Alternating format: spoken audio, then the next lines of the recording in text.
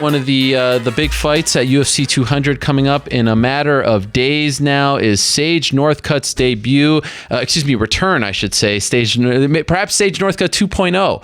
Maybe we should call it that. And he is joining us right now via the magic of Skype. There he is, my old friend Sage. How are you, Sage? Hey, I'm great. Thanks for having me. It is a pleasure. So it has been a while since we talked to you. The last time we had you on was, after the fight in January. You weren't feeling well. How long did it take for you to get over that? You don't seem like the kind of guy who sulks and, really dwells on things. But if you can be honest with us, like, how long did it take for you to move on from that fight against Bryan Barberena? Right. Coming off of being sick, as you can imagine, having strep throat so severe, it took a while to heal up from that. I actually went to train up in Canada at TriStar Gym.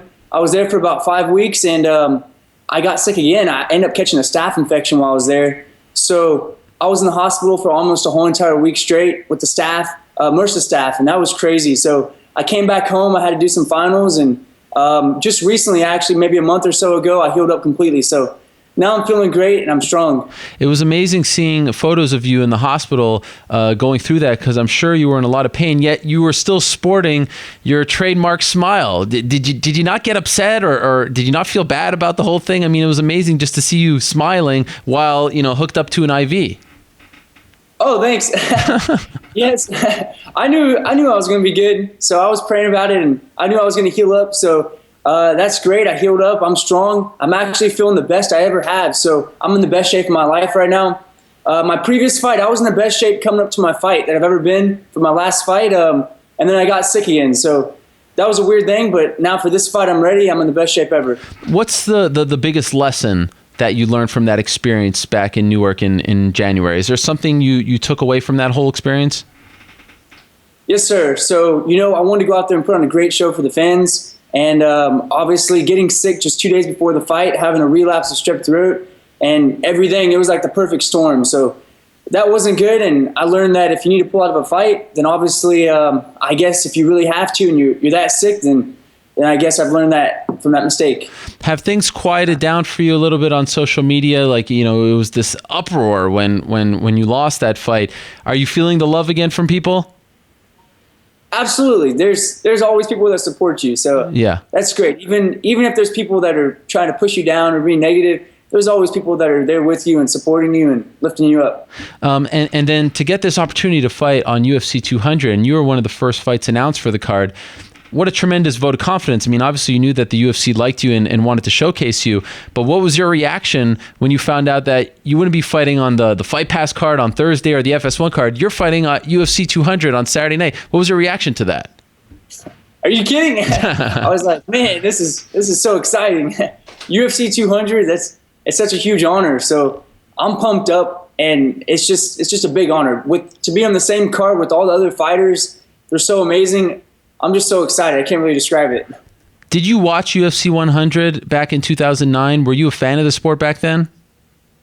Absolutely. And I think I had to have been like 12 or 13 years old then. Crazy. So I was definitely little. But growing up since I was little, like 9 years old, I'm always watching the UFC. That's amazing. So do you recall telling yourself like, oh, I want to be on a card? Like, you're going to be on the same card as Brock Lesnar and John Jones, Daniel Cormier. Did you even put that as a goal for yourself in your mind?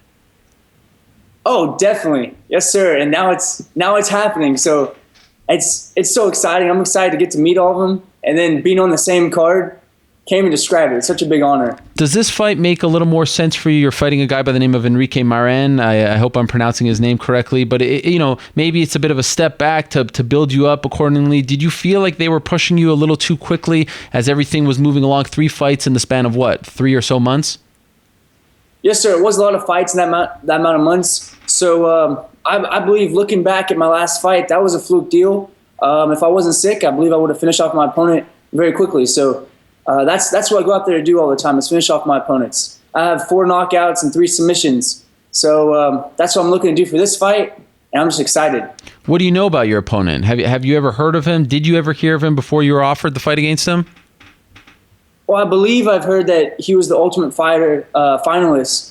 And it looks like from his previous fights that it looked like he was pretty tough in his previous fights, and I think it's going to be great. Did you watch Bryan Barberena's fight against Warlley Alves at UFC 198? Yes, sir. I saw that. Yeah, what'd you think of it? Oh, it was definitely interesting for sure. And all I know is what I can say is that wasn't my normal self my last fight against him. So if I was my normal self, it would have been a different story. Is it annoying to keep hearing him people call him, like myself, the prospect killer and things like that? And you know, this has become part of his reputation, and it's building off of the win over you. Does that bother you? No, sir, it doesn't bother me. You know, like I said, it was a fluke deal my last fight. So I know how that was. I wasn't my normal self.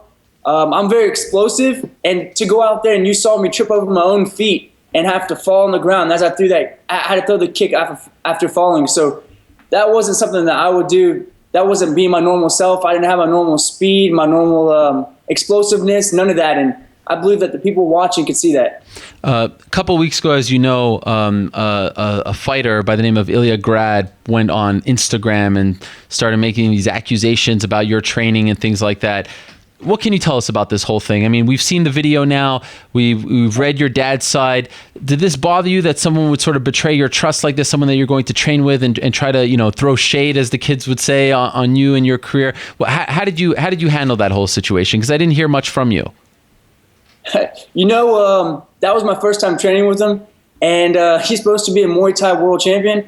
I'm not sure where he got his world title from. As you can see from the fight, I actually showed up there. My jiu-jitsu coach, that's my grappling coach, set it all up. So I was supposed to go there and spar hard, and he starts making excuses saying his neck hurts, he's this, he's that, and he can't go out there and spar hard. So we said, okay.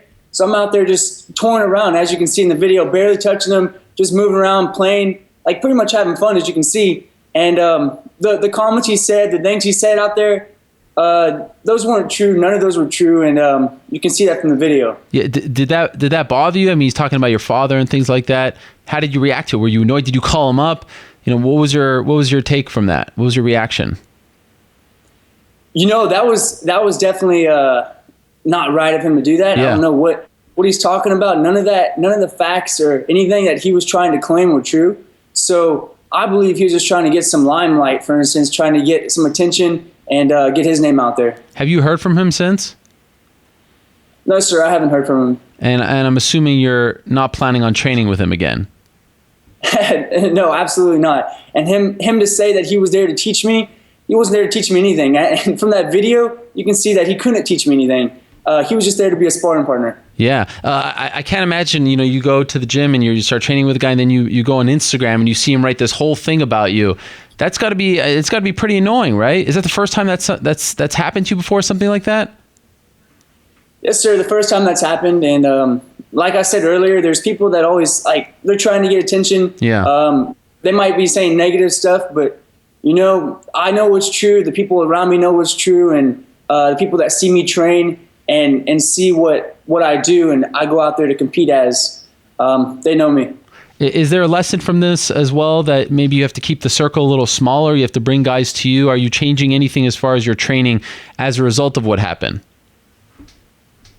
Nothing really changing as the result of what happened. Obviously not training with that person. Yeah. That was only a one-time deal, and obviously that was completely weird. Did you train at the Black Zillions a little bit prior to this fight? Yes, sir. I went up there actually to see my friend Michael Chandler, and he just fought with Bellator. That's right. And yes, sir, he just won the title. He's awesome. He's a good friend of mine. Yes, he actually had some very nice things to say about you in the media. So how did you link up with him, and then why did you go to the Black Zillions? Like, how did that whole thing come about? You know, we were just talking, and I guess I just heard from some friends about Michael Chandler, and we just became friends, and then I decided to go up there and visit. Wow. So he let me stay with him for the weekend, or for the week, and I just trained up there with him for the week. Wow. So you just reached out to him, like, via social media or something like that? Yes, sir. Social media. Wow. Social media is awesome, as you know. This is amazing. This is unbelievable. And then you said, can I come visit you? And you didn't know each other. You had never met him in person. This is almost like a blind date. That's funny. So you enjoyed your time there? Absolutely. Yes, sir. I liked it. He's an awesome guy. Yeah. And yeah, he did awesome on his last fight. He won the title, and he's an awesome guy. Will you be going back to the Black Zillions? You know, right now I'm focusing here for this fight coming up. Okay. And then after this fight, I might go back there and visit Michael Chandler again and hang out and train with him. Oh wow, that's amazing. Well, this is a beautiful thing, seeing you two come together like this. And he is one of the best guys in the sport. I do agree with that as well. So when do you go to Las Vegas for this big card? So I fight Saturday night, July 9th. Yep. The weigh-ins are Friday, and then I leave that Tuesday. So I think that's July 5th, I believe. That's right. And what about, like, it's going to be insane. This is kind of like what you experienced as far as the December fight, but that time you were kind of kicking it off. Now you're at the end. Are you going to take it all in? Are you going to try to smell the roses, or are you going to be secluded and not pay attention to all the the hoopla surrounding you? No, are you kidding me? I'm definitely taking it in. Okay. Just, you have to take it in. Just getting to be around all these awesome fighters, that's one thing to take in. Yes. And then getting to fight in it's a T-Mobile Arena, I believe. That's right. That's gonna be incredible too. That's gonna be awesome. I'm looking forward to that. And then just being at such a big event, UFC 200, it's amazing. First time ever that the UFC holds an event in that arena, and it's a big deal, of course. Of all the fights that weekend, which are you most looking forward to? Is there one that sticks out? Other than yours, of course. I'm looking forward to everyone. So I'm just excited to see everybody fight.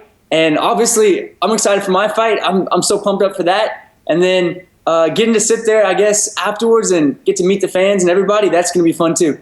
So thus far, you fought twice on Fight Pass, once on Big Fox. This fight is on FS1. So in the span of 365 days, if you fight again prior to October, hopefully you get on pay-per-view, you can complete the not the trifecta, the quad. I don't know, you're smarter than me. What would that be called? The 4. Do you have any idea? The quadruple? That works. Yeah, that works. Are you happy with your placement on the card, that you're on the FS1 prelims? Were you preferring to fight on the pay-per-view or the Fight Pass? What were you hoping for? Being on the FS1 prelims, that's a big honor alone. So I'm just excited to be on the card. Okay. Well, that's the answer I expected out of you, Sage. Well done. Is it fair to say that this is maybe 2.0? Like, are we going to see a different kind of Sage coming off the loss? Like, this is the reintroduction, the new chapter, things like that? Or is this just kind of the continuation, and people like me, the media, we make too big of a deal out of that sort of thing? No, you're definitely see a different Sage for sure. My last fight wasn't me, so it's definitely going to be different from my last fight. And I believe I'm always improving and getting better. So I'm looking forward to it, and I'm going to be the best ever. Are you anxious to maybe shut up some doubters, to maybe prove people wrong? Everyone that took a shot at you in January, are you looking forward to that, having a big performance so that you can, and I know you won't say anything, negative towards anyone, give them the old one finger salute, but deep down, are you looking forward to that? Well, you never want any doubters. So yeah. Absolutely. So you're going out there to do your best all the time. Okay. All right. What do you think? What are you envisioning as far as a finish is concerned? I believe I'm pretty well rounded. So if it's standing up or if it's to the ground, wherever the fight takes me, wherever it goes, I believe I'm gonna be victorious. So there's no specific finish that you're envisioning right now? Nothing specific. Okay. Last thing, how do the Northcutts celebrate July 4th? Oh, normally we shoot off a bunch of fireworks. Okay. My whole entire neighborhood here in Texas, we shoot off fireworks everywhere. So unless there's like a drought or something, then like there has been a drought a few times where the city has banned the shooting off of fireworks. So that's different. But leaving the next day, that's going to be interesting. So I guess it'll be different. We'll see what happens. So you're not going to go too crazy? Not too crazy. We'll see. We'll see if we shoot off fireworks or what happens. And please don't do them yourself. I don't want any accidents or anything like that. I mean, you're precious cargo at this point. Thank you. That's right. and by the way, what about your brother? I'm seeing more of your brother these days. Is he going to follow in your footsteps as well and become a fighter? Yes, sir. He's awesome. He's like that much taller than me already. Wow. He's getting so big. He just had a birthday and just turned 17. So he always trains with me, and I think he's going to be a monster. He's going to be incredible. So he wants to turn pro and follow in your footsteps, be an MMA fighter. I think he'll eventually do that, but I guess we'll see how it plays out. And what about your sister? Is she going to pursue this now again? Because she took a bit of a break, right? Yes, sir, she did. And, anything's possible. Right now she's focusing on school, and we'll see what happens with that, too. Okay, fair enough. Sage, I wish you the best, my man. I'm looking forward to seeing you out there in Las Vegas, and I appreciate you stopping by. Good to see that you're in good health and good spirits, and very much looking forward to your fight as always. So thank you very much for the time, and we'll talk to you soon. We'll see you soon as well. Awesome. Thank you very much. See you soon. Okay, there he is, Sage Northcutt, returning to action on July 9th. He is fighting, of course, at UFC 200.